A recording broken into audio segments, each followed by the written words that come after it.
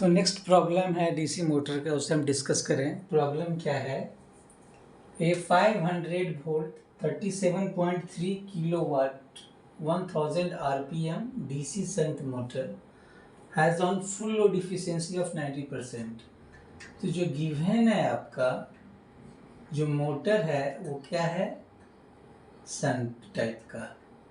Okay, 500 volt 37.3 kilowatt, इसका मतलब क्या होगा? जो इसको कनेक्ट किया गया सप्लाई वोल्टेज कितना से?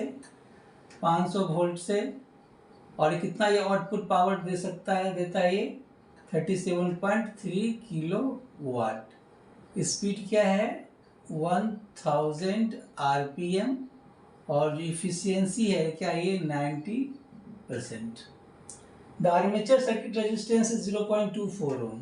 Are A is equal to दे दिया 0.24 ohm. There is a total voltage drop of 2 volt. तो वोल्टेज ड्रॉप क्या हो गया? ब्रश वोल्टेज कितना दे दिया? ये 2 volt. Okay, the field current is 1.8 ampere. ISH ये दे दिया 1.8 ampere. Determine the full load line current. तो आपसे पूछ रहा है क्वेश्चन IFL, है ना? मतलब जब सप्लाई से जो करंट ले रहा है ना, तो उसका जो फुल वैल्यू है वो कितना होगा? तो फुल लोड लाइन करंट, ठीक है। फुल लोड शाफ्ट टॉर्क, तो आपसे पूछ रहा है फुल लोड शाफ्ट टॉर्क। तीसरा क्या है? The total resistance in the motor starter to limit the starting current to 1.5 times the full load current. मैं पूछा आर स्टार्टर क्या होगा जब स्टार्टिंग करंट क्या हो जाए? 1.5 times of full load current. Okay, starter क्यों लगाते हैं? कि इनिशियली क्या होता है कि इनिशियली का मतलब जब मोटर का स्पीड 0 होता है तो उस समय करंट काफ़ी हाई होता है, उससे क्या कर सकता है? वो मोटर को डैमेज कर सकता है। इसलिए उस करंट को कम करने के लिए क्या करते हैं? आर्मेचर के रेजिस्टेंस में सीरीज में एक स्टार्टर रेजिस्टेंस लगाते हैं, जो करता क्या है? उसके करंट को कंट्रोल करता है, कम करता है। जैसे जैसे स्पीड बढ़ेगा वैसे वैसे करंट और क्या होगा? वो धीरे धीरे बढ़ता जाएगा, इसलिए हम स्टार्टर लगाते हैं। तो स्टार्ट कर रहे हैं हम। तो आपका जो मोटर है क्या? शंट मोटर है, तो इसको बना ले हम। ये आर्मेचर रेजिस्टेंस, ये बैक ईएमएफ, ये शंट फील्ड रेजिस्टेंस, ओके, और ये आपका सप्लाई वोल्टेज भी, और इस समय जो करंट ले रहा है वो IFL है ना। ये हो गया आर्मेचर करंट, ये हो गया field current, shunt field current, जिसका वैल्यू हमें 1.8 एम्पियर दिया हुआ है। तो अब बताओ ये जो इफिशियंसी का मतलब क्या होता है? Output power by input power. तो कितना पावर आउटपुट दे दिया? 37.3। अगर आपसे पूछा इनपुट पावर कितना होगा तो कैसे निकालेंगे? ये 90% का मतलब 0.9 हो गया। आउटपुट पावर 37.3 इंटू 10 का पावर 3 बाय इनपुट पावर। तो इसको जो सॉल्व करेंगे तो इनपुट पावर जो आ जाएगा 41,444.44 वाट। ठीक है, मतलब क्या हुआ कि जब मोटर को कितना इनपुट पावर मिल रहा है? इनपुट पावर मतलब इलेक्ट्रिकल पावर कितना मिल रहा है? ये 41,444.44 वाट। और आउटपुट पावर कितना है? जो कि वो मैकेनिकल है ना, 37.3 किलोवाट।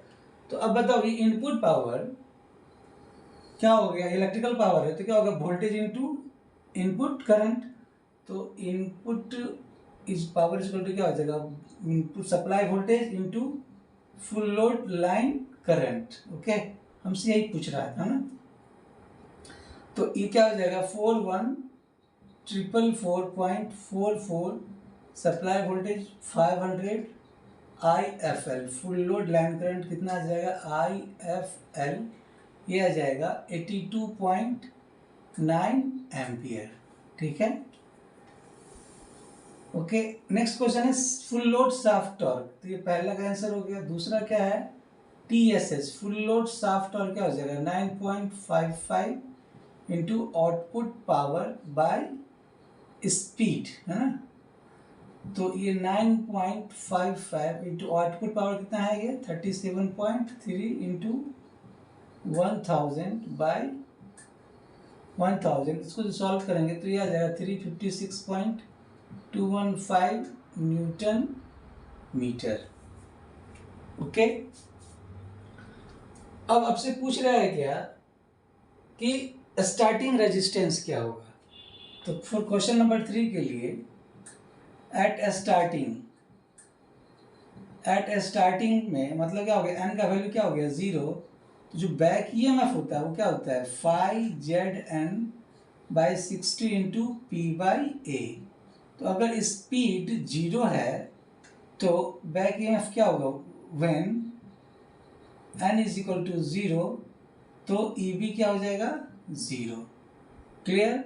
अब EB इज इक्वल टू क्या होगा इसके केस में, सबसे पहले ये मैं बता दूं, जब स्टार्टर लगाता है तो उसके लिए सर्किट डायग्राम क्या हो जाएगा, ये हो गया R स्टार्टर, आर्मेचर रेजिस्टेंस, और ये बैक EMF, ये शंट फील्ड RSH, और ये आपका सप्लाई वोल्टेज, और इसमें जो करंट है स्टार्टिंग लाइन करंट, ठीक है, ये आर्मेचर करंट और ये शंट फील्ड करंट।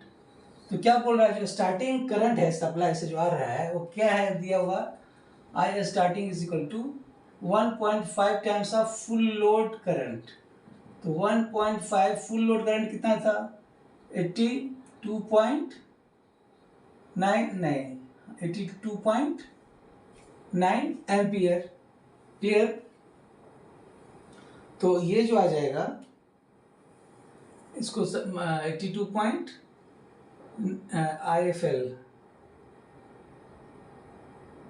IFL आ जाएगा हमारा, ये जो है 124.39। इसको सॉल्व करके देख लें हम, है ना, 124.35 एम्पियर। क्लियर। तो अब ये जो स्टार्टिंग करंट है इज इक्वल टू क्या हो जाएगा IA प्लस ISH। तो ये 124.35 is equal to armature current, और शंट फील्ड करंट कितना दे दिया है ये 1.8। तो जो इस समय जो आर्मेचर करंट होगा वो कितना हो जाएगा, ये 122.55 एम्पियर। ओके, इसको सॉल्व कर ले, 124.35 1.8, तेरे में सेट गया 5 2, ठीक है, 122.55 एम्पियर। तो जो बैक EMF लिखेंगे आप, क्या लिखेंगे आप, B minus IA R starter plus RA minus brush voltage. तो ये EB क्या हो गया 0, सप्लाई वोल्टेज कितना है 500, आर्मेचर करंट कितना निकला 122.55 R प्लस RA कितना R स्टार्टर प्लस RA कितना दे दिया है 0.24 और ब्रश वोल्टेज 2।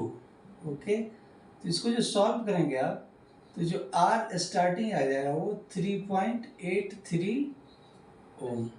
ओके, तो ये आपका स्टार्टिंग रेजिस्टेंस हो गया, ठीक है, 3.83 ओम ये इसका वैल्यू होगा स्टार्टर रेजिस्टेंस का। ठीक है, थैंक यू।